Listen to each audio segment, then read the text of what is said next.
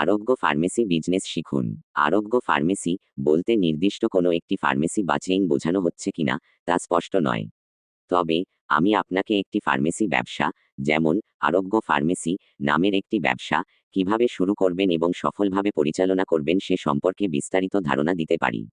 বাংলাদেশে ফার্মেসি ব্যবসা শুরু করার জন্য বেশ কিছু গুরুত্বপূর্ণ ধাপ এবং নিয়মকানুন অনুসরণ করতে হয়। ফার্মেসি ব্যবসা শুরু করার মূল ধাপসমূহ: ১. ব্যবসায়িক পরিকল্পনা তৈরি।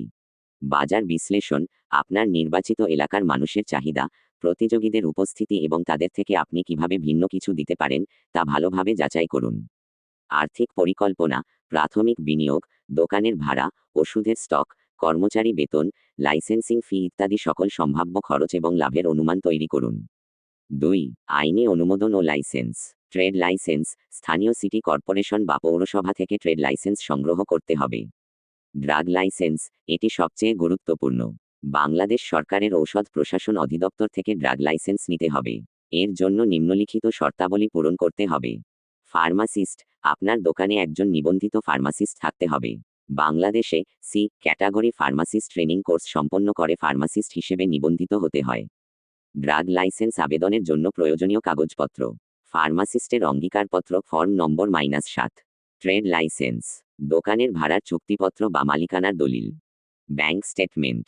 অন্যান্য প্রয়োজনীয় কাগজপত্র: ভ্যাট রেজিস্ট্রেশন: আপনার ব্যবসার বার্ষিক লেনদেনের উপর ভিত্তি করে ভ্যাট রেজিস্ট্রেশন প্রয়োজন হতে পারে। ৩. স্থান নির্বাচন: হাসপাতালের কাছাকাছি, ক্লিনিকের পাশে বা জনবহুল এলাকায় ফার্মেসি স্থাপন করলে গ্রাহক পাওয়া সহজ হয়। দোকানে পর্যাপ্ত জায়গা, সঠিক আলো বাতাস এবং ওষুধ সংরক্ষণের জন্য উপযুক্ত পরিবেশ নিশ্চিত করুন। ৪. ওষুধের স্টক ও সরবরাহ। ওষুধ নির্বাচন: কোন ধরনের ওষুধ বেশি চাহিদা রয়েছে, ডাক্তারের প্রেসক্রিপশন এবং স্থানীয় মানুষের রোগের ধরন অনুযায়ী ওষুধের স্টক নির্ধারণ করুন। সাপ্লাই চেইন: নির্ভরযোগ্য পরিবেশক ও কোম্পানি থেকে ওষুধ সংগ্রহ করুন। ভেজাল ও নিম্নমানের ওষুধ থেকে সতর্ক থাকুন। ইনভেন্টরি ম্যানেজমেন্ট: ওষুধের মেয়াদোত্তীর্ণ তারিখ, স্টক পরিমাণ এবং বিক্রি সঠিকভাবে ট্র্যাক করার জন্য একটি ভালো ইনভেন্টরি ম্যানেজমেন্ট সিস্টেম ব্যবহার করুন। এর জন্য সফটওয়্যার বা অ্যাপ ব্যবহার করতে পারেন। ৫. কর্মচারী নিয়োগ ও প্রশিক্ষণ।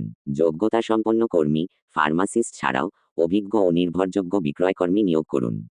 গ্রাহক সেবা: কর্মীদের প্রাথমিক চিকিৎসা এবং গ্রাহকদের সাথে ভালো আচরণের জন্য প্রশিক্ষণ দিন। ৬. বিপণন ও প্রচার। স্থানীয় প্রচার: দোকানের সাইনবোর্ড, লিফলেট এবং স্থানীয় কমিউনিটিতে প্রচার করতে পারেন। সম্পর্ক স্থাপন: স্থানীয় ডাক্তার ও ক্লিনিকের সাথে ভালো সম্পর্ক তৈরি করলে প্রেসক্রিপশন পেতে সাহায্য হবে। ৭. প্রযুক্তি ব্যবহার। বিলিং সফটওয়্যার: সহজে বিলিং এবং হিসাব রাখার জন্য সফটওয়্যার ব্যবহার করুন। অনলাইন উপস্থিতি: যদি সম্ভব হয় একটি অনলাইন প্ল্যাটফর্ম বা ডেলিভারি সিস্টেম তৈরি করে গ্রাহকদের কাছে পৌঁছাতে পারেন। গুরুত্বপূর্ণ বিষয়াবলী: ঔষধ ও কসমেটিক্স আইন ২০২৩। বাংলাদেশে ফার্মেসি ব্যবসার জন্য এই আইন অত্যন্ত গুরুত্বপূর্ণ। এই আইনে ঔষধের উৎপাদন, আমদানি, রপ্তানি, ক্রয় বিক্রয়, মজুত, সংরক্ষণ, প্রদর্শন, বিতরণ ও মান নিয়ন্ত্রণ সম্পর্কিত সকল নিয়মাবলী উল্লেখ করা হয়েছে। খুচরা ঔষধ বিক্রির ক্ষেত্রে ফার্মাসিস্ট, ডিপ্লোমা ফার্মাসিস্ট অথবা ফার্মেসি টেকনিশিয়ানের ব্যক্তিগত তত্ত্বাবধান বাধ্যতামূলক। ভেজাল ঔষধ প্রতিরোধ: ভেজাল ঔষধ বিক্রি গুরুতর অপরাধ। এ বিষয়ে সজাগ থাকতে হবে এবং শুধুমাত্র লাইসেন্সপ্রাপ্ত ও নির্ভরযোগ্য উৎস থেকে ঔষধ সংগ্রহ করতে হবে।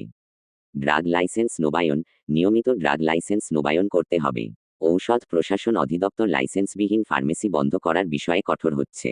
যদি আরোগ্য ফার্মেসি একটি নির্দিষ্ট ফ্র্যাঞ্চাইজি বা চেইন হয়, তবে তাদের নিজস্ব কিছু নিয়মকানুন এবং বিনিয়োগের শর্ত থাকতে পারে। সেক্ষেত্রে তাদের সাথে সরাসরি যোগাযোগ করে বিস্তারিত জানতে হবে। এই তথ্যগুলো আপনাকে বাংলাদেশে একটি ফার্মেসি ব্যবসা সফলভাবে শুরু করতে সাহায্য করবে। সাবস্ক্রাইব ও লাইক দিয়ে সঙ্গেই সংযুক্ত থাকুন।